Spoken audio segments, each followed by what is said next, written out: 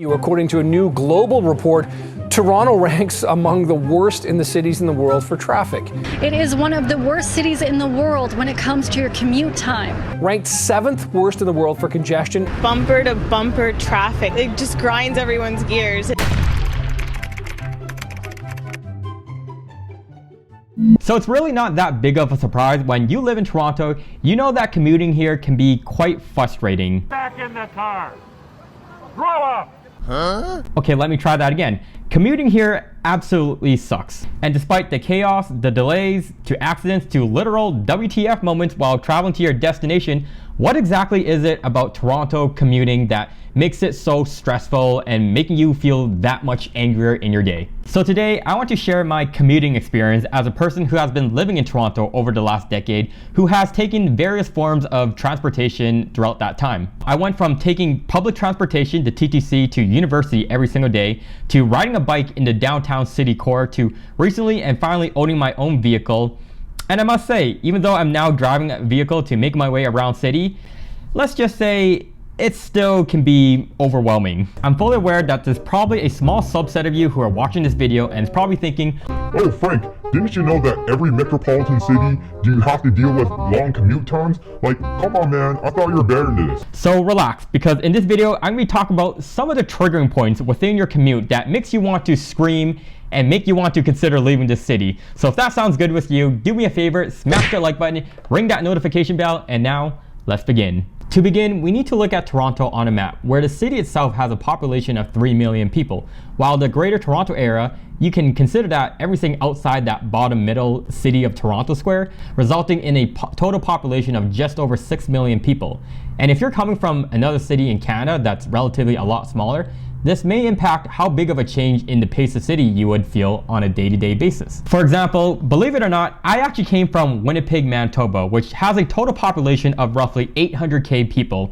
So when I moved to Toronto at 18 years of age, I thought at most it'd be kind of like 3 times the size of Winnipeg, which I was very incorrect, because instead it was actually more like 6 times the population of Winnipeg, and that drastically changed the experience of what I'm familiar with the pace of city. And with that certainly came with an adjustment to the average commute time that I was familiar with.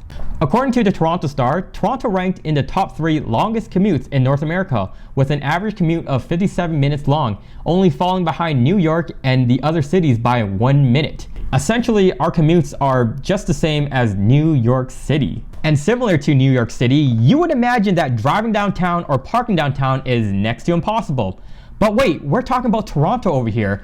That means our TTC subway lines, they're fully dependable and trustworthy. Isn't that right? A fire on a TTC train that had stopped at the Shepherd Yonge station. This is on New Year's Eve. Thankfully, there were no serious injuries. All right, fine. Maybe the fire in the subway is a little bit exaggerated, but if you're living in Toronto and you take public transportation frequently, I bet you would agree with me that the dependency and the reliability of the subway lines isn't always there when you need it the most. Think of it like this. If you're already having to commute 1 to 2 hours one way to downtown Toronto, and then some sort of external factor makes your travel that much worth, you tell me how you're gonna feel by the end of it. This is a perfect transition to my second point, which is the time spent commuting impacting your work-life balance. In other words, your personal day. I think we can all agree that as you get older, you may feel you have less and less time. And that's not exactly the case. It's not that we have less and less time. What tends to happen is you tend to have more responsibilities. And when you're an adult and you have to work 7.5, 8 hours a day, and let's just say you're downtown Toronto, and you're now told you have to commute 1.5 hours one way, and that totals to 3 hours every day.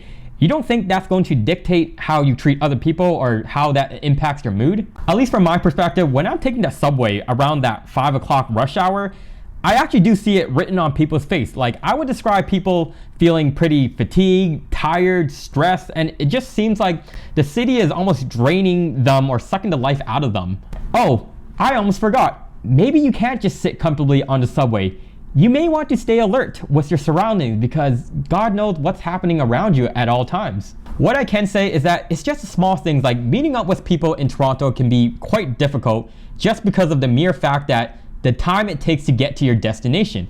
For example, I noticed that people in general, myself included, are more likely to pass out on plans or even bail on plans, not because we're doing it maliciously or intentionally, but when you know that it takes an hour to get downtown and your activity is going to take a few hours and then you're going to have to do that 1 hour commute back uptown or wherever you live, it does take a toll on your body and it may not be worth it on certain days. Now I want to go over the cost of commuting, because taking the TTC subway line isn't that bad. If anything, it's pretty good. You basically pay $3.35 and you can travel almost 50 kilometers from Scarborough to the end of Etobicoke / borderline Mississauga, which will probably still take you an hour long, but at least it's possible. But hey, maybe you're one of the luckier ones in Toronto who own a vehicle and you're probably just thinking like, sweet, this should be way faster than taking the subway lines.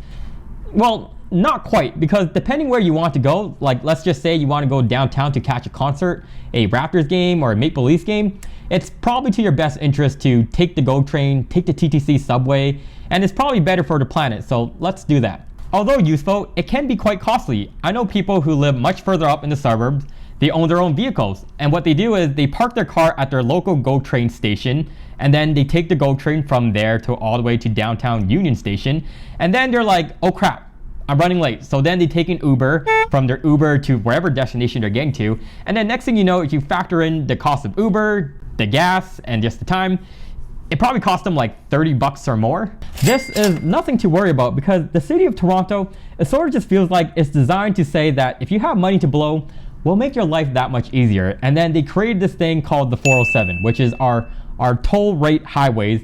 And I like to kind of think of it as like a pay to likely not get caught speeding highway, but don't quote me on that.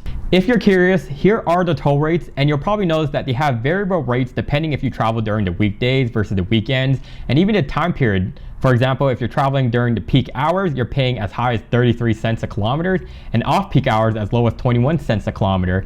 And if you're wondering why people even take the tolls, some would argue it's worth it than having to fight with traffic getting from, for example, Hamilton to Toronto, and even arguably safer with less cars on the roads. Lastly, I want to revisit the public transit challenges, and that's because although Toronto has an extensive public transit system, we do have a lot of challenges that go with it, from overcrowdedness, delays, service disruptions.